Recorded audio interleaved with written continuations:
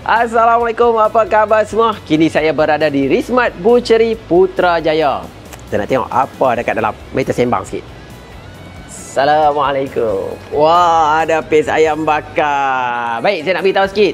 Kami akan berada di Karisma Carnival Risda Madani Zon Utara di Bagan Datuk.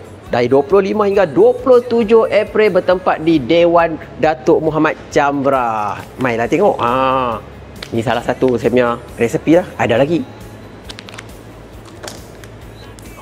Ada Wagyu Skewer kau. Orang Bagan Datuk. Pernah makan Wagyu tak? Kalau tak pernah, jumpa lah kat sana nanti. Orang boleh guna untuk resepi saya. Ada lagi. Sos ikan. Chef Ustazah. Ni pun usahawan bimbingan Risda juga. Baik ni tersupport dia. Masak apa? Wah, kami perak pun ada.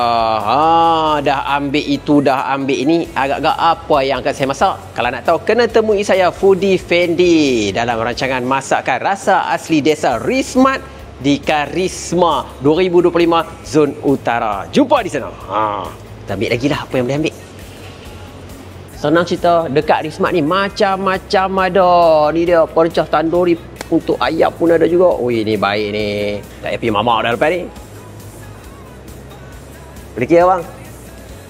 Okey, kepada warga Bagan Datuk Perak, jemput ramai-ramai datang ke Karisma Carnival Risda Madani Zon Utara. Bermula dari 25 hingga 27 April bertempat di Dewan Datuk Muhammad Jamrah, Bagan Datuk Perak. Jemputlah ramai-ramai. Semua produk ni kami bawa datang ke sana.